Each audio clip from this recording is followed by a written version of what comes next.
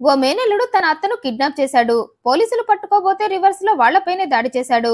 నౌషాద్ ఇతను ఉత్తరప్రదేశ్ మీరట్ లిసాది కేట్లోని ఇతైఫాక్ నగర్ వీధి నంబర్ 7 లో ఉంటున్నాడు. ఇతని భార్య ఫర్హానా. వీరికి 5గురు పిల్లలు. ప్రస్తుతం ఈ ఫర్హానా వయసు 40 సంవత్సరాలు. ఇక ఈ నౌషాద్ కి ఓ చెల్లి ఉంది. ఆమెకు పెళ్లై ఓ కొడుకు కూడా ఉన్నాడు. అతని పేరు షోయబ్. వయసు 25 ఏళ్లు. చెల్లి బావమరిది అతని కొడుకు ముగ్గురు మీరట్ లోని లావడ్ ప్రాంతంలో ఉంటున్నారు. దీంతో మేనల్లుడు షోయబ్ తరచుగా మేనమామ ఇంటికి వచ్చి వెళ్లేవాడు. మేనత్త ఫర్హానాతో సపర్యలు చేయించుకుంటూ ఆమెతో కూడా సరదాగా ఉండేవాడు. ఇక ఆ సరదానే కొన్నాళ్టికి శృతి మించిపోయింది. అప్పటికే ఫర్హానాకి 40 ఏళ్లు ఉండటంతో తనకన్నా పెద్దవాడైన భర్త అంటే ఇష్టం తగ్గిపోయి వయసులో ఉన్న మేనల్లుడిపై మనసు పడింది. ఇక మేనల్లుడు కూడా మేనత్త 4 పదుల అందానికి పడిపోయాడు. కట్ చేస్తే అప్పుడప్పుడు మామ ఇంటికి వచ్చేవాడు కాస్త తరచుగా మామ ఇంట్లో ఉండటం స్టార్ట్ చేశాడు.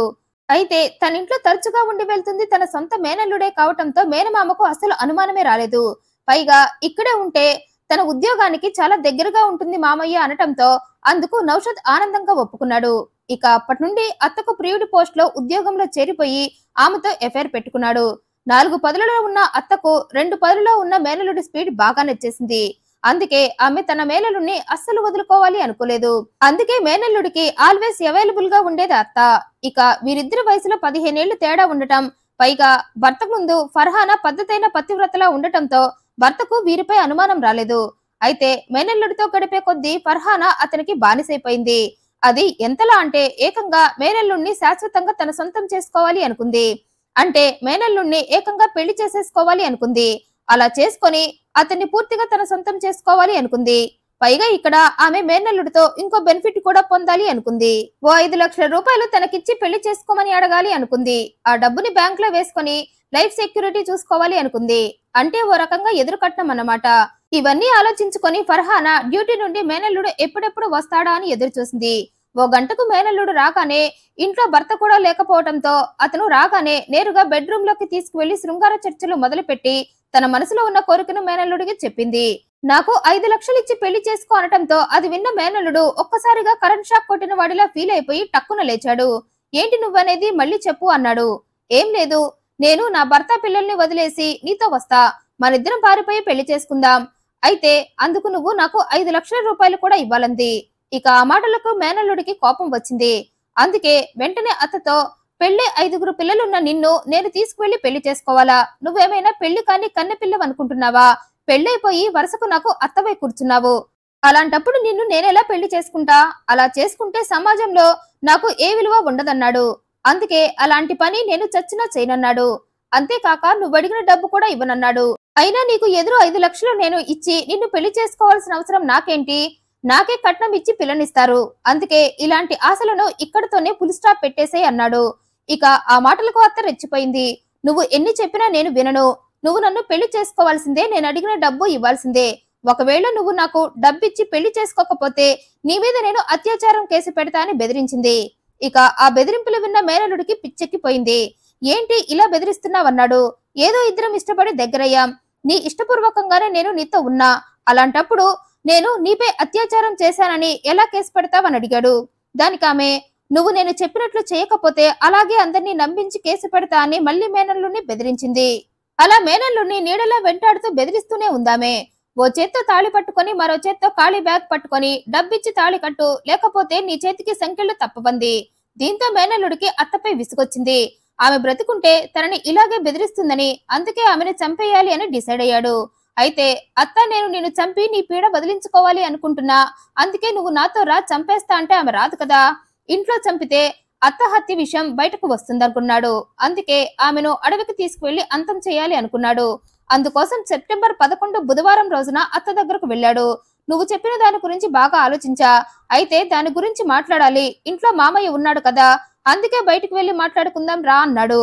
ఇక మేనల్లుడు అలా అనేసరికి ఓ కంట్లో తాళి మరో కంట్లో డబ్బు మూట మెరిసాయి ఆమెకు.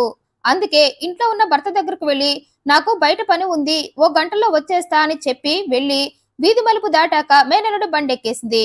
తన చావుని తనే వెతుక్కుంటూ తనతో అత్త రావటం చూసి మేనల్లుడు ఆమెను లావాడ్ భగవాన్పూర్ రోడ్ వైపుగా తీసుకువెళ్లి అక్కడ ఉన్న ఇంచోలి అడవుల్లోకి అత్తను తీసుకువెళ్లాడు.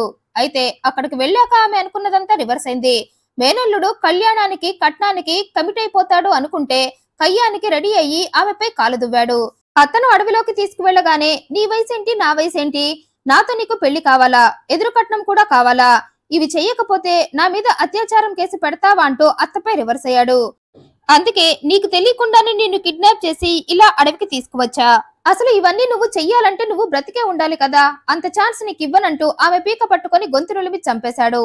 ఆ తర్వాత అక్కడే గొయ్యి తవ్వి అత్త శవాన్ని పూర్తి చేసి మళ్ళీ ఇంటికి వచ్చేశాడు. అయితే తన భార్య మేనల్లుడితో వెళ్లిన విషయం భర్తకు తెలియదు కాబట్టి ఆమె కోసం ఇంట్లో ఎదురు చూస్తూ ఉన్నాడు భర్త. ఇక మేనల్లుడు రాగానే మీ అత్త బయటకు వెళ్లి చాలా సేపైంది, ఇంకా ఇంటికి రాలేదని కంగారు పడుతూ చెప్పాడు. వస్తుందిలే మామ, కంగారు పడొద్దని ధైర్యం చెప్పాడు మేనల్లుడు.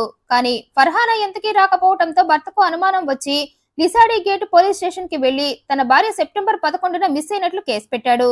కేసు నమోదు చేసుకున్న పోలీసులు ఫర్హానా కోసం వెతుకుతూ ఆమె కాల్ వివరాలు పరిశీలించగా ఆమె తన మేనల్లుడితో నడిపిన ఎఫ్ఐఆర్ మొత్తం పోలీసులకు తెలిసింది.